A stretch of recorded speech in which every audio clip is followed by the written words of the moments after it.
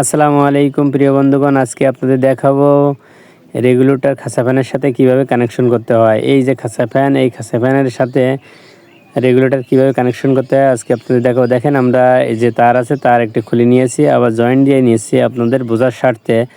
যে ফ্যানের দুইটা তার আছে, এই যে ফ্যানের দুইটা তার, এই ফ্যানটাকে এই তার দ্বারা এই 2 পিন প্লাগ দিয়ে চলে। তো এই দেখেন, এই 2 পিন প্লাগ দিয়ে এই ফ্যানটা চলে।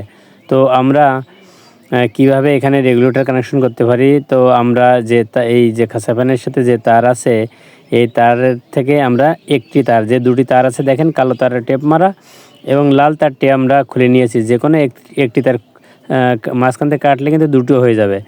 দেখেন, প্রথমে একটার সাথে যে কোনো একটার সাথে আমরা কানেকশন করে দিচ্ছি। এই যে প্রথমে একটার সাথে আমরা কানেকশন করে নিচ্ছি। কানেকশন করা হয়ে গেলে, এই যে কানেকশন করা হয়ে গেছে, এবার আমরা ওই যে তার কাটছিলাম, একটি তার দুইটা হয়ে গেছে, ওর একটা তার রেগুলেটরে আমরা পেঁচিয়ে নিচ্ছি। এই যে রেগুলেটরে আমাদের পেঁচানো হয়ে গেছে। তো দেখেন, আমরা কিন্তু ওই একটি তার মাঝখান থেকে কেটে দুটি করে এই যে দিয়ে দিলাম।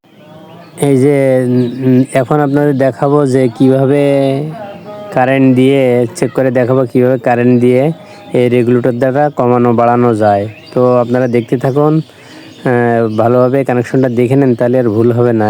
এখন আমরা কারেন্ট দেব। দেখেন, আমরা এর ভিতরে কারেন্ট দেব, দিয়ে আপনাদের দেখাবো যে কিভাবে এই ফ্যানটি রেগুলেটর দ্বারা কাজ করে, কমে এবং বাড়ে। এই দেখেন, আমরা আস্তে আস্তে করে ছাড়তেছি, ফ্যানটা কিন্তু আমাদের এখন চলতেছে, আবার আস্তে আস্তে কমাইতেছি এবং কমতেছে।